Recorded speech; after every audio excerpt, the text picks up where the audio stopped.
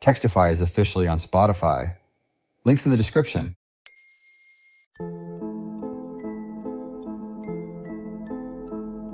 Are you sure we should be doing this? I've been asking myself that same question all morning, but then I think about what happened to her, and I think about how easily it could happen again. And I think, yes, we have to. You're right. I know you're right. It just feels wrong putting this out there. Some of this material is genuinely disturbing. It is. I won't pretend otherwise. But keeping it locked away in a file somewhere doesn't help anyone. It certainly doesn't help her. No, it doesn't. Okay. Then we do this properly and let people draw their own conclusions. Agreed. That's everything we were given. Every message, every exchange. All of it recovered from devices seized after the fact. I've read through it all twice now, and it still doesn't feel real that just 1 week of text could end with something so horrific. That's what makes it so important that people see this. Because from the outside, the early messages look completely ordinary. A man with a crush, a woman declining politely. Normal, everyday stuff. And then it isn't. And it stops being normal very quickly. There were signs, lots of them too. That's the part that keeps me up at night. Me too. The signs were there in every single conversation, and nobody acted on them in time. Before we get into the actual text records, I want to be clear about what people are about to read. The events that these following texts describe took place over the course of a single week, and they end with the brutal murder of an innocent woman. Her name was Miss L, and she deserved none of what happened to her. Okay, walk them through it. Start from the beginning. The beginning, right. Before we get into the messages themselves, there are some clips. Think of them as prologue. Something to set the scene before the real horror starts. The first one is simple, just a name. Her name.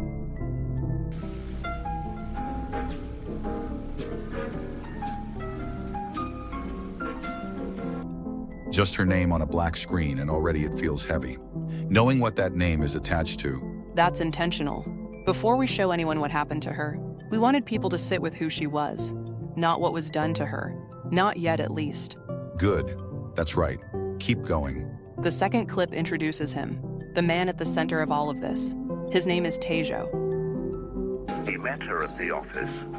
He was unsure why he liked her. That detail alone tells you a lot about the kind of man Teo was. He didn't know why he was drawn to her. He just was. And in his mind, that feeling was enough. But what someone like Tejo doesn't account for is that feelings like that don't exist in a vacuum. There's another person involved, and that person has their own feelings, their own choices to make. And Ms. L made hers very clearly. Which brings us to the third clip. Come on, you know why? She wasn't interested and told him to get lost. She wasn't interested, and she told him to get lost. Those were the words used. Get lost. Clear. Direct. Unambiguous. She did everything right. That's what I keep coming back to. She said no. She said it plainly. And it still wasn't enough to keep her safe. No, it wasn't. Because for Tejo, her answer didn't register the way it should have. It registered as something to push against. Something to get around. And things only got worse from there. Much worse. The third clip is where most people stop and think it's over. She said no. He got the message. Story done. Except, of course, it wasn't. Not even close. Because what nobody around Tejo fully understood at the time was that he wasn't just dealing with rejection. There was something else happening inside his head. Something that had been building for a long time before Miss L ever came into the picture. The voice. The voice. He had been hearing voices for years by this point. He was being treated for it, or was supposed to be anyway. But one of those voices had changed. It had gotten louder, more specific, more insistent. And when a voice inside your head stops being background noise and starts giving instructions, that is when things become genuinely dangerous. This next clip captures that shift better than any of the ones before it do. There are no words spoken in it. None at all, which I think is actually what makes it so unsettling.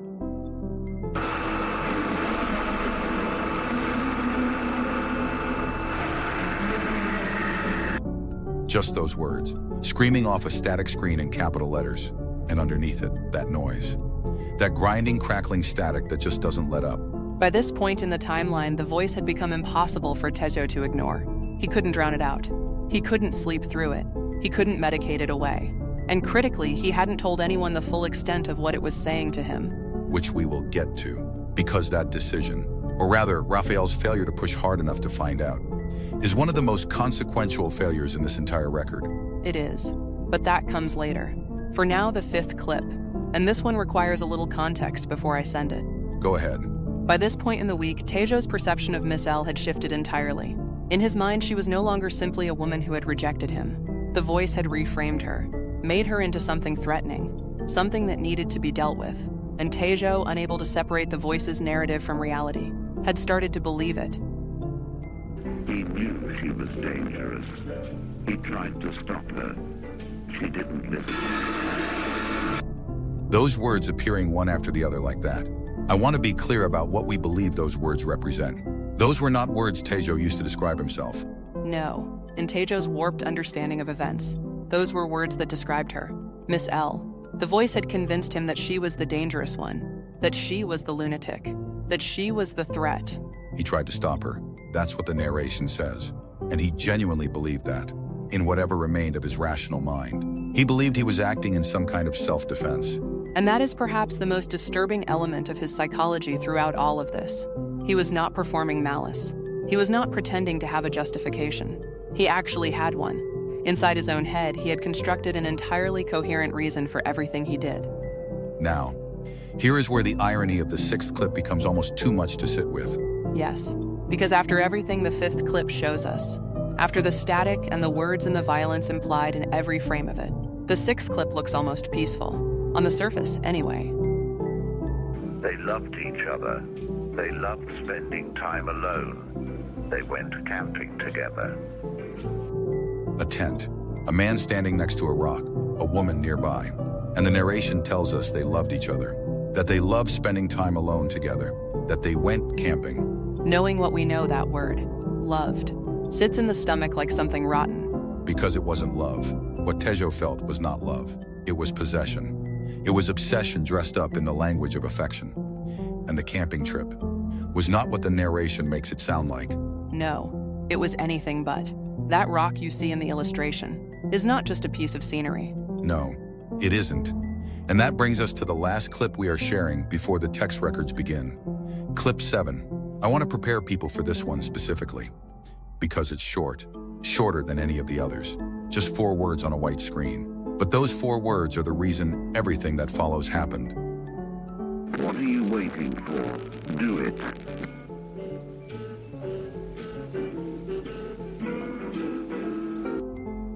That was the voice. That is what the voice in Tejo's head had been building toward. Every session with Raphael, every unanswered question, every moment Raphael chose not to press. The voice was getting to this, getting louder and louder until those were the only words left. And Tejo listened. He did. What follows is the full text record. Every message, every exchange, recovered and preserved exactly as it was sent. Brace yourselves, because this is where the real story begins. Hey, Raphael. Sorry for messaging outside of our session time. I know you prefer I wait until Thursday. Not at all, Tejo. That's what this line is for. How are you doing today? Honestly, not terrible. Which I know sounds like a low bar, but for me right now, that's actually something. I'll take it. Are you still on the new dosage we discussed last month? Yeah, still on it. I haven't missed a day. Good. That consistency matters more than you realize. And how are you feeling on it? Any side effects we should be aware of? The tiredness has gotten better. The first 2 weeks were rough, but my body seems to be adjusting now. And the voices, they're quieter for most of the day anyway, which is more than I could say before. That's genuinely encouraging news to hear. I want to follow up on that, though. You said for most of the day. What about the rest of it? That's the thing I wanted to bring up, actually. Most of them have quieted down a lot. Like I can hear them if I really focus on them. But they're in the background now. Kind of like traffic outside a window. You know it's there, but it doesn't pull your attention completely. That's a helpful way of describing it. And that's real progress, Tejo. So the medication is doing what we hoped it would do for the majority of them. Right. For most of them, yes. But there's one that isn't quieting down. And I don't know how to explain this without it sounding worse than it maybe is. But it's actually gotten louder since I started the new medication. Like everything else got turned down. But this one got turned up. Okay. I'm glad you're telling me this. I want you to know that first. Can you describe what this voice sounds like? Is it familiar to you or is this a new presence? It feels new. Or maybe it was always there, and I just couldn't hear it over the others. I'm not sure, but it feels different from the rest. The others kind of mumble or argue with each other. This one talks directly to me, like it knows I'm listening. And what kinds of things is it saying to you? I want you to be as specific as you're comfortable being. It says awful things, really awful things. Things that I don't want to repeat because putting them into words makes them feel more real. Like saying them out loud gives them weight they shouldn't have. I understand that instinct, but I do need you to try and describe the content for me if you can, even in general terms. It will help me understand whether we need to look at adjusting the prescription. I know you need me to say it. Give me a second. Take your time. There's no rush. That's what my room looks like most nights when it gets loud. I sit there and I just wait for it to stop. I see that, and I want you to know that what you're going through takes real strength to manage, Tejo. Most people would not be able to hold themselves together the way you do. Some days I don't feel like I am. Okay, so, the things it says, it talks about. Oh, actually, hold on. Sorry. My brain just kind of jumped. I need to tell you something else for a second. Of course. Go ahead. There's someone at work. Someone I've been thinking about a lot lately. Like a lot. In a good way, though. A good way, not a bad one. Oh? Tell me about that. She works in the same building as me. I see her most days, and I don't know. There's just something about her. I can't really explain it. She makes the rest of the day feel a bit lighter. Does that make sense? It makes complete sense. That sounds like a really positive feeling to be experiencing. What's her name? Miss L. Ms. L? And have the two of you spoken much? A little. Nothing major yet. I'm still working up to it. But I think about talking to her properly. Like actually sitting down and getting to know her. You know? I think that's wonderful, Tejo. Genuinely. Forming real connections with people around you is one of the most grounding things you can do. It gives you something to hold on to on the harder days. Yeah, that's kind of how it feels. Like she doesn't even know it, but she's been making things a bit more bearable lately. I have a picture of her if you want to see. Aw, she's cute. I hope it develops into something good for you. You deserve that kind of brightness in your life. But also maybe don't take pictures of people without their consent, okay? Thank you, Raphael. That actually means a lot to hear. Of course. Now I want to check in about Thursday's session. Are you still okay for our usual time?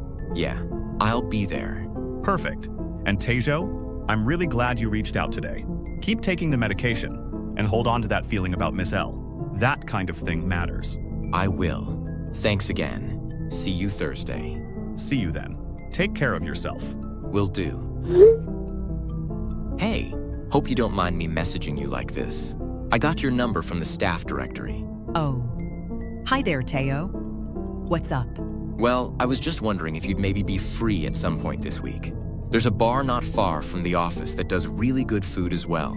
Thought maybe we could grab a drink after work one evening? Nothing serious, just a casual thing. That's kind of you to think of me. But honestly, I'm super busy this week. I've got a lot going on outside of work at the moment. So I don't think I can, sorry. Oh, no worries at all. What about the week after? No pressure, obviously. Just if you happen to have a free evening at some point.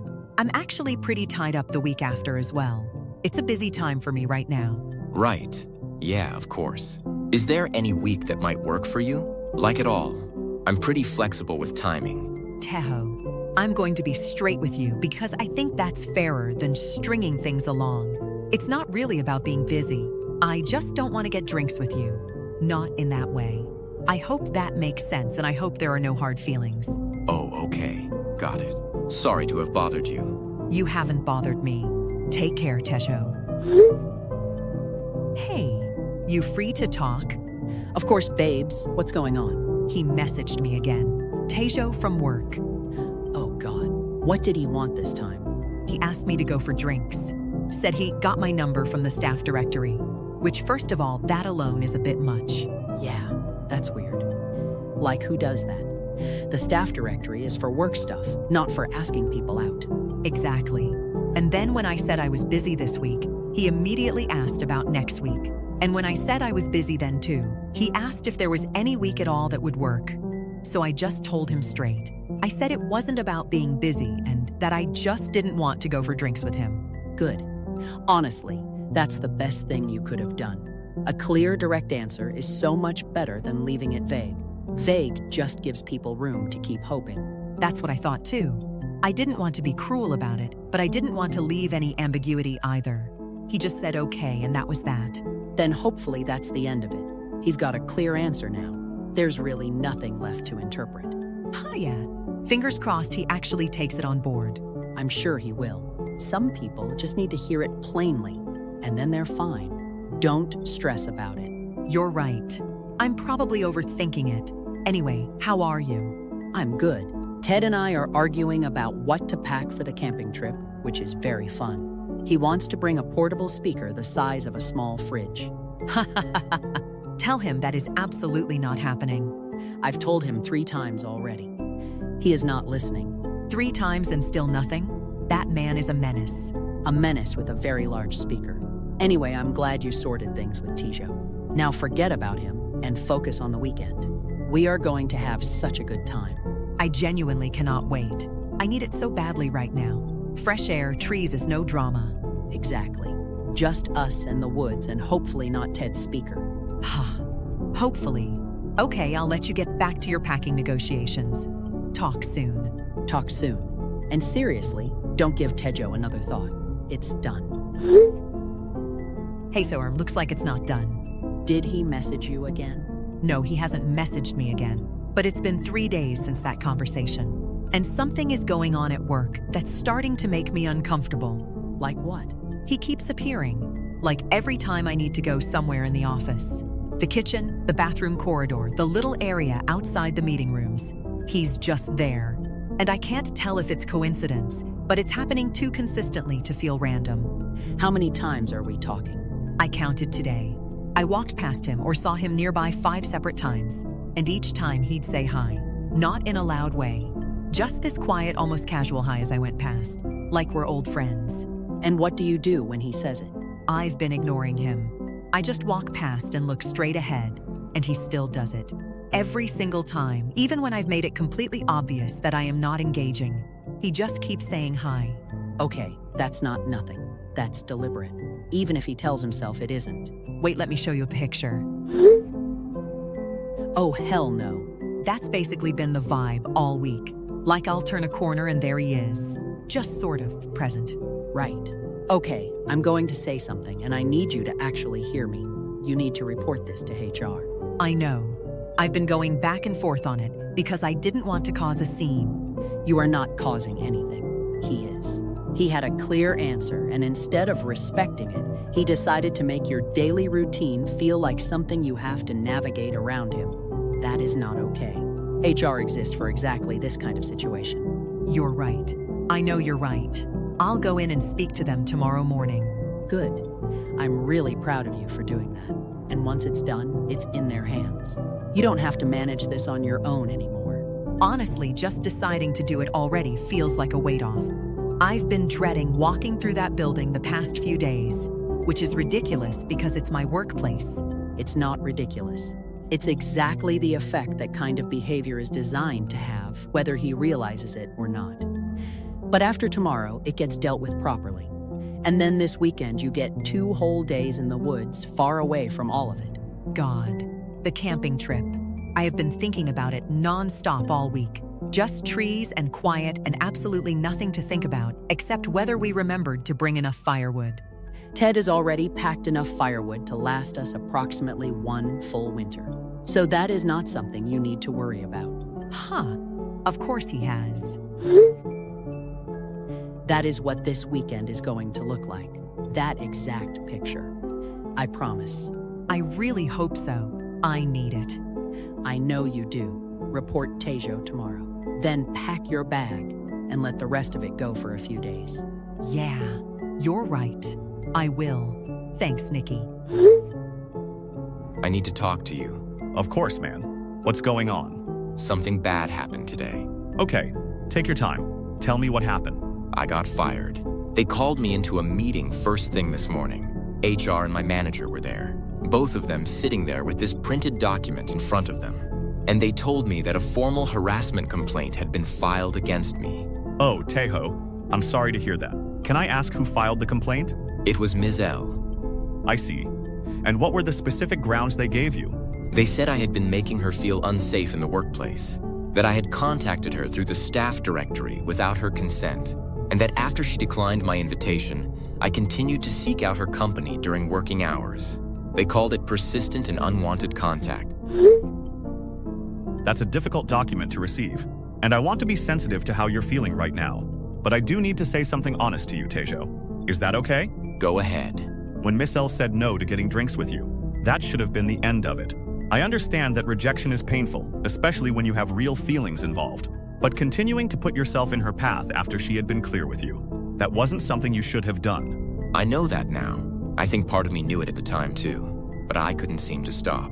I'd tell myself I'd just walk a different way, and then I'd end up in the same corridor anyway. Were you making a conscious decision each time, or did it feel like something else? That's the thing I wanted to talk to you about. The thing I tried to bring up last time and then didn't finish saying. The voice. The voice. It told me to go to her every single time. It kept saying, go to the kitchen, go to that corridor, go past the meeting rooms. And when I'd see her and she'd ignore me, it would just tell me to go again tomorrow. Like it had a plan that I wasn't allowed to deviate from. Tejo, I have to be very direct with you right now. In all the years we have been working together, in every conversation we have had about the voices, not one of them has ever directed your behavior toward another person in this way. Not like this. That's why it felt different. That's why I kept trying to tell you and then stopping myself. Why did you keep stopping yourself? Because saying it out loud makes it real. And I didn't want it to be real. I wanted it to just be a phase. Something that would quiet down on its own once things settled. But Tejo, this is exactly the kind of development I need to know about immediately. A voice that is directing your actions toward a specific person and overriding your own judgment in the process. That is a significant change in presentation. The current medication is clearly not sufficient anymore. We need to look at adjusting it. I want you to come in. Not Thursday. I mean as soon as possible. Can you come in today? I don't think that's what I need right now. No offense, Raphael. I love our sessions. But sitting in that room going over the same ground is not going to help me clear my head right now. I need air. And I need space. I need to be somewhere that isn't this flat and isn't that office building with its horrible lighting and its horrible carpets and everything that just happened in it today. I do hear you saying that, but the prescription concern is something that genuinely cannot wait, Tejo. If the voice has started guiding behavior in this way, then we are in different territory now. I know we are, and I'm not dismissing that. I promise I'm not. But I already know what I need right now. And what I need is to go camping this weekend. Get away from everything. Clear my head. Come back on Monday, and then I'll come in and we'll sort the prescription out properly. I just need these few days first. Where were you thinking of going? There's a campsite I've been looking at. It's out in the woods. Pretty remote. Somewhere like that. Just quiet. Just trees. Nobody around to look at me the way people at that office were looking at me today. I won't pretend I'm not concerned about the timing of this, given everything you've just told me. But I also know that isolating yourself in this flat with all of this weighing on you is not the answer either. And honestly, fresh air, physical activity, time away from the environment where all of this happened. That's not a bad thing, Tejo. That genuinely might help. That's what I thought too. It's just a couple of days. I'll have my phone if anything comes up. Promise me something. What? If the voice gets louder out there, if it starts telling you anything you can't manage on your own, you tell me immediately, regardless of the time. Of course I will. Thank you for not telling me I'm being stupid about today. You made mistakes, Tejo, but you are not stupid. Go and get some rest tonight. Pack your bag in the morning, and have a good trip. Thanks, Raphael. Really. I'll see you Monday. Hey, just pulled into the campsite. It's actually really beautiful out here. Oh, amazing. How does it look? Really peaceful. Way more secluded than I expected from the photos on the website. The trees go on forever in every direction. That's the view from where I parked. Completely empty. We're going to have this whole place to ourselves. Oh, that looks gorgeous. We are going to have such a good weekend. Ted just saw the picture over my shoulder and said, and I quote, "Perfect acoustics for the speaker." Tell Ted that if that speaker comes out of the car, I am personally throwing it into the trees.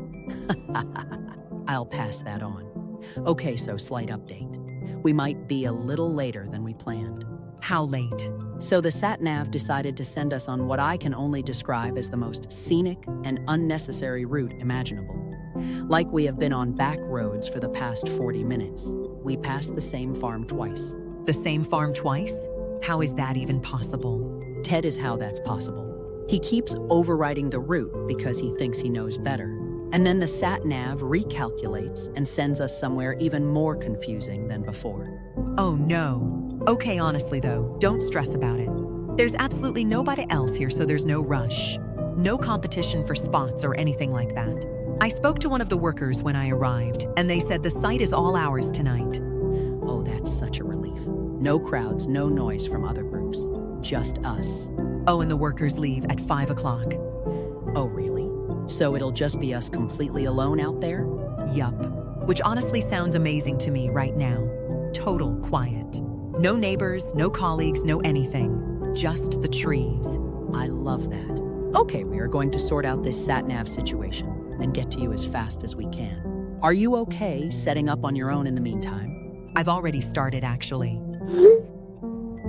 Haven't done this in a while, so it might look a bit rough by the time you get here, but it'll be standing at least.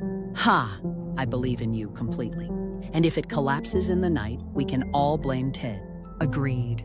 That seems fair. Okay, I'm going to try and wrestle the phone away from him and fix this route. I'll message you when we're closer. Sit tight. Take your time. I'm not going anywhere. How's the navigation going? Don't even ask, babes. That bad, huh? The destination keeps changing on the map. Like we'll put the address in, and it'll route us there fine for about 10 minutes. And then it'll just shift. Like the pin moves to somewhere completely different. We've ended up at a garden center, a golf course, and what appeared to be someone's private driveway. Oh my goodness. Seriously? I wish I was joking. Ted is trying to use the manual map on his phone now, but our location data keeps scrambling too. Like the little blue dot just sort of drifts around the screen. It had us in the middle of a reservoir about 20 minutes ago. We are very much not in a reservoir. Okay, that is genuinely strange. Have you tried just turning the phone fully off and back on? 3 times. No difference. Something is just being really weird with the GPS tonight. Could be the trees out there messing with the signal. Maybe. It is very remote out here. The signal on my phone has been a bit patchy too now that I think about it. I'm so sorry, babes. This is not the vibe we were going for. We wanted to be there before dark, and now I genuinely don't know when we're going to get to you. Honestly, please stop apologizing. I mean it. I'm actually really enjoying the quiet out here. I've got the tent up, I've got snacks, the fire pit is right outside. Not too shabby for a one-woman operation, I think. That looks brilliant, honestly. Really well done. Okay, we are going to figure this out. Ted is going to pull over, and we're going to try entering the postcode manually on a different app. One way or another, we will get to you. I know you will. Don't rush, though. Genuinely. I'm okay out here. You're a saint. I'll message you as soon as we have a route that actually makes sense.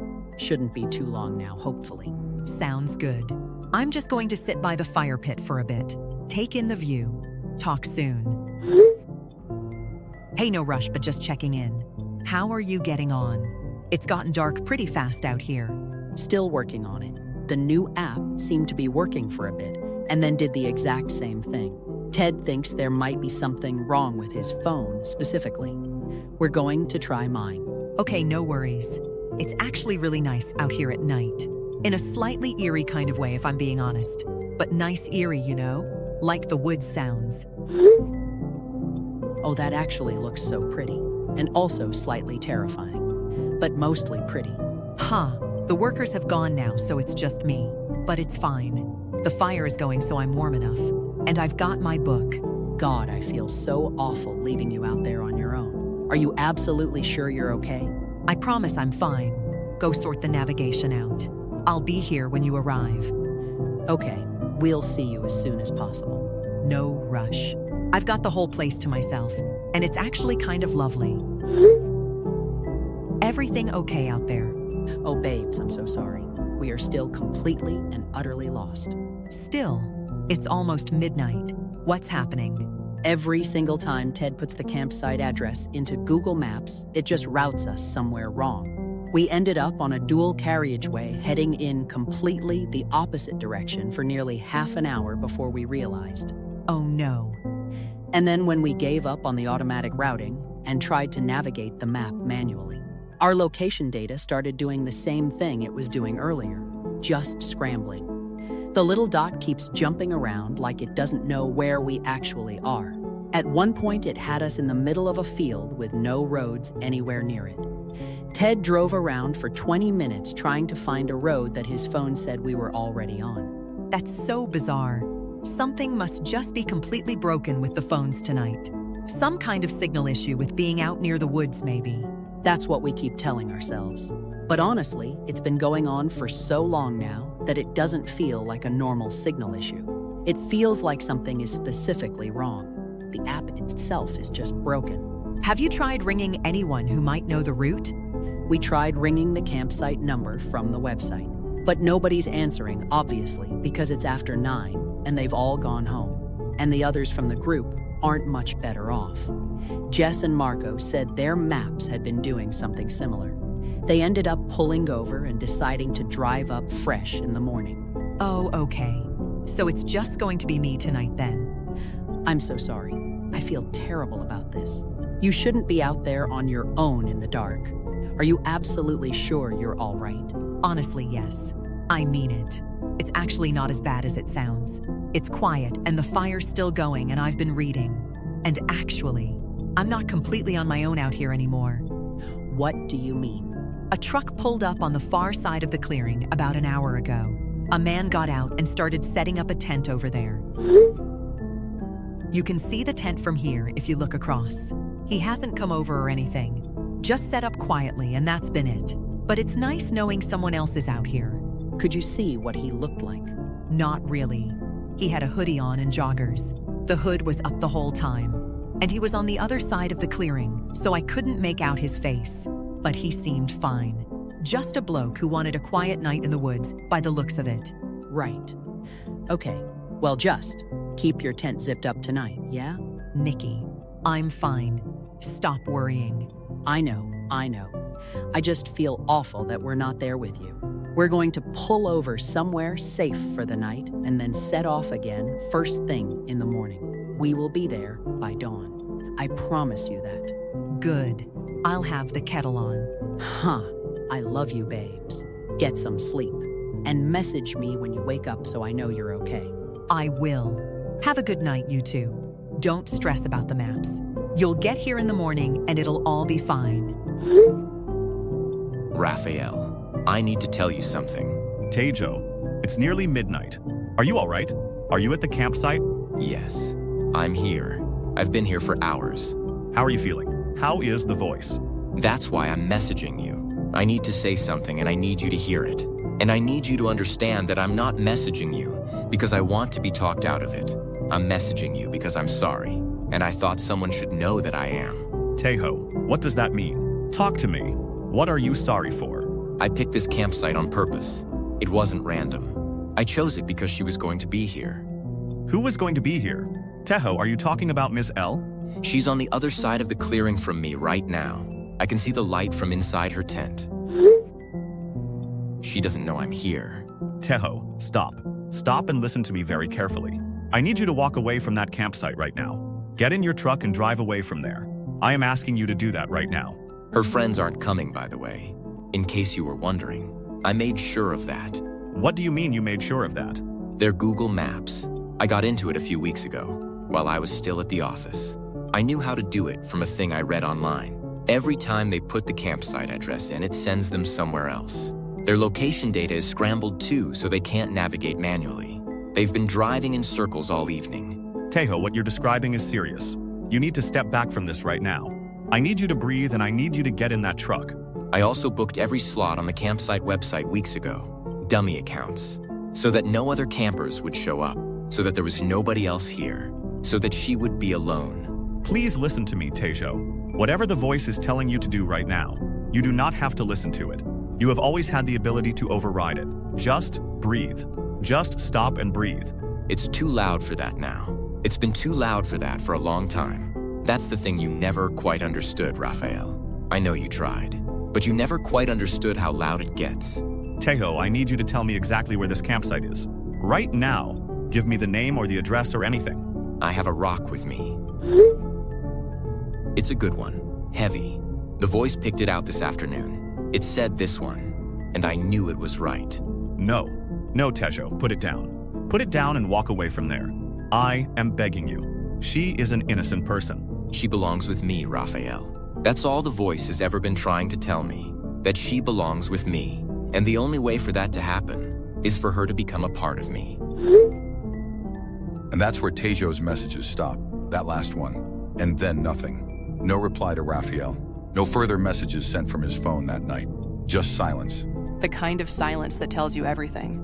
Exactly. And I think before we go any further, I want to take a moment to be clear about what those text records actually show. Because there are two failures running through this story, not one. Go on. The first is Teo, and I don't want to reduce what he did to simply being a product of his illness. Because plenty of people live with voices with bipolar disorder, with conditions far more severe than his, and they do not do what Tejo did. There were choices made, deliberate, calculated choices. He hacked navigation systems. He booked out every slot on a website using fake accounts. He selected a specific rock. These were not impulsive acts. They were planned. They were planned weeks in advance. That's the part that keeps coming back to me. He was sitting in Raphael's office discussing his feelings for Miss L, while simultaneously constructing the conditions that would leave her completely alone and completely vulnerable at the same time.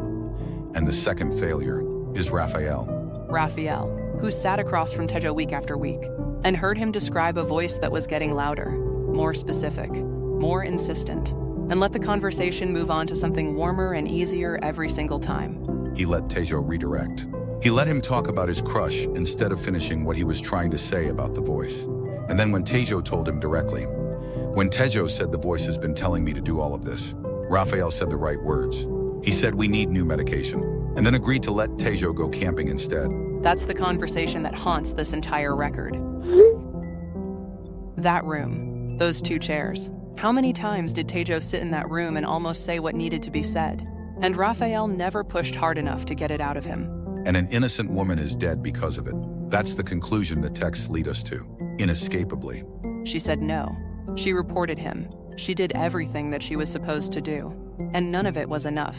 Because the system around him failed her before she even had a chance to protect herself properly.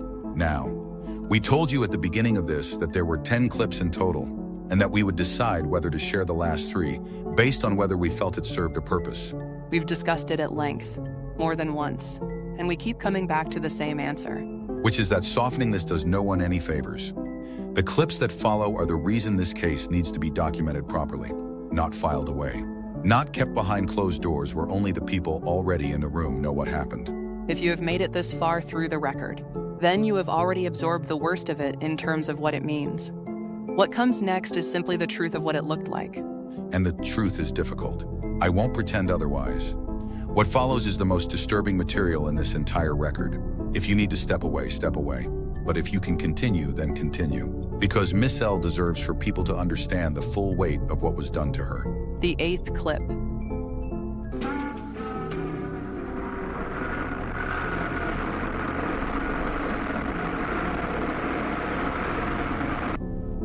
Those 2 words, I'm free. I've thought about them a great deal since we first received this material. And I still don't know with certainty what they mean, whether it is Tejo speaking or the voice. Whether in that moment he felt liberated from something, or whether the voice felt liberated through him. We may never know the answer to that. And I think that ambiguity is part of what makes those 2 words so difficult to sit with. The icon is the same one we have seen throughout the clips, the same simple white illustration, the tent, the woman, the man. But the rock that was just scenery in the 6th clip is not scenery anymore. No, it isn't. And what Tejo did with it, in that clearing, in the dark, while Miss L slept inside her tent not knowing he was there, was unlike anything either of us expected to be sitting here documenting. I have worked with difficult material for a long time. I want to be honest about that. This is not my first case. But this one is different. Take your time. I'm all right. I just think it's important that people understand, before we send the next clip, that there is a real woman at the center of this. Not a case number, not a file. A real woman who drove out to a campsite on a Friday evening, set up her tent on her own, massaged her friend about firewood and sat navs, and a camping weekend she had been looking forward to all week. and went to sleep not knowing what was waiting for her on the other side of that clearing. She went to sleep thinking the weekend was about to get better, that her friends would be there by morning, that the Tio situation was dealt with, that she had done everything right. She had done everything right. And we will carry on, because the record has to be complete. The 9th clip is next. Behold, the weapon. He took a rock and beat her until her face got destroyed from the hammering. He took her skin off and ate her insides.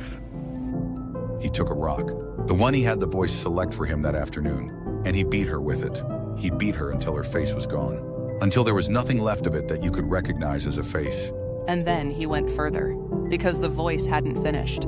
She needed to become a part of him. Those were the words he used to Raphael. The only way for that to happen is for her to become a part of me. And he meant them literally. He meant them literally. He removed her skin, and he ate her insides. Out there in that clearing, in the dark, while the fire she had built for herself burned down to nothing, and the trees stood around him in complete silence. And then he just stayed there.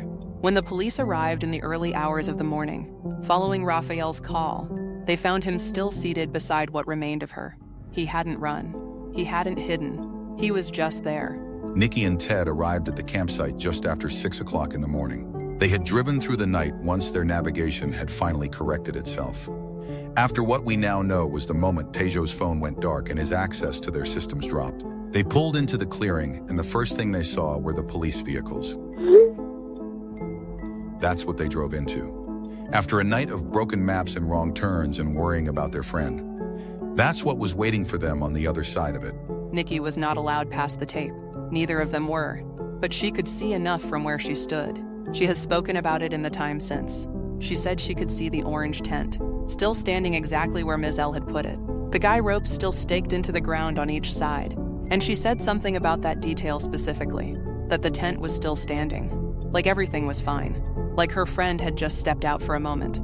But in the middle of that clearing, between the tent and the tree line, was Miss L's body, half-eaten, her face completely caved in, and seated beside her, with blood covering his mouth and his hands and the front of his clothes, was Tejo, rocking very slightly, and repeating 2 words over and over again.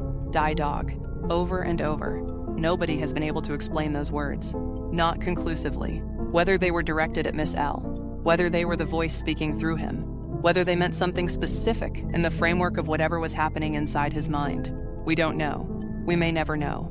The officers pulled him to the ground. He did not resist. He didn't struggle or fight. He just kept saying the words even as they brought him down. And he was still saying them when they put him in the vehicle. Still saying them on the drive out of those woods. And from there he was committed to a secure psychiatric facility, where he remains to this day. There is one more clip, the 10th. Look at you. You are a murderer. I'm pretty sure you enjoyed turning her face to minced meat. She had been looking forward to that weekend for months. That's the thing I keep coming back to. She had packed her bag and driven out there and put up her tent on her own. And she was proud of it. You could tell from the messages. She sent Nikki a picture of it. The tent standing in the clearing, the guy ropes neat on each side. And she said not too shabby for a one-woman operation. Not too shabby. That was the last thing she seemed genuinely pleased about, before the night took the shape that it did. The narration in that clip, those words at the end, look at you. You're a murderer. I'm pretty sure you enjoyed it. I've been sitting with those words since we first received this material. And I still don't know exactly who they're addressed to. Neither do I. Perhaps that's intentional. Perhaps it's meant to be uncomfortable in exactly that way. To make the person watching feel the weight of having looked. Whatever its intention, it lands. That's all I can say about it. It lands. There is one more part to this record. The final part. What happened in the aftermath. To Raphael. To Tejo. To the case itself. Raphael was arrested 3 days after the campsite. Once investigators had recovered the full text record from both phones, his and Tejo's, and read through every session note Raphael had kept over the preceding months. The charge was criminal negligence, failure to report a credible and specific threat to the safety of an identifiable individual. The court found that Raphael had been given sufficient information across multiple sessions and multiple direct conversations to constitute a duty to act, and that he did not act. He did not. And I want to be precise about what that means in the context of this record, because some people have sympathy for Raphael. And I understand that. He was not a malicious person. Nobody who has read his session notes believes he wanted any of this to happen. But good intentions are not a professional standard. And the law is very clear on the responsibilities of a treating psychiatrist when a patient discloses intentions to harm. He sat in that dock and he answered every question put to him. And what came out of those answers was a picture of a professional who had made a fundamental error of judgment. Not once, but repeatedly, over the course of weeks. He let Tejo redirect, every single time. He heard the word voice and then heard the word crush and chose the warmer conversation. And the voice kept getting louder, and nobody outside that room knew what it was saying. He was sentenced to 4 years. He served 2.5. He has since lost his license to practice. Permanently. His colleagues have said in the time since that they never saw it coming, that Raphael was considered one of the more thorough practitioners in his department, which is perhaps the most unsettling detail in the entire aftermath, that this wasn't a pattern of negligence. This was a single sustained failure, in a single case, that cost a woman her life. And Tejo, there was never a question of a conventional prison sentence. The psychiatric assessments conducted in the weeks following his arrest were unanimous. He was found to be unfit to stand trial in the traditional sense, and was committed indefinitely to a secure psychiatric facility.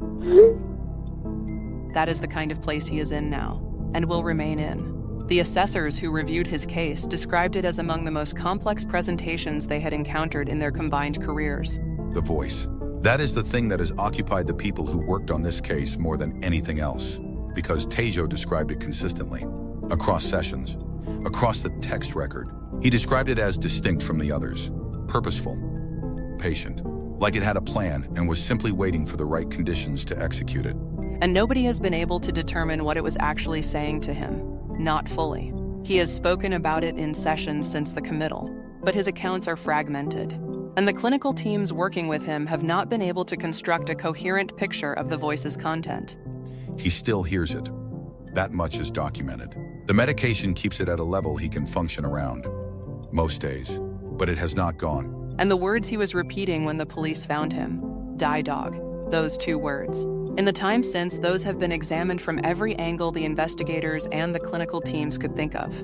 Personal significance, cultural reference, whether they connected to something in his history, whether they were something the voice had said to him, whether they were something he was saying back to it. Nothing conclusive has ever emerged. They remain unexplained, and I suspect they will remain that way.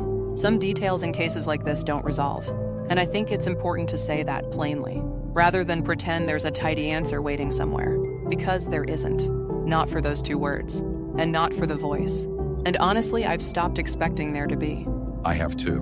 What I haven't stopped thinking about is her, Miss L, who drove out to that campsite on a Friday evening after a week that had already been difficult, who set up her tent on her own and sent her friend a picture of it, who said goodnight and went to sleep thinking the worst of it was behind her. She was let down by a system that should have caught what was happening before it reached her, by the people whose job it was to notice and to act.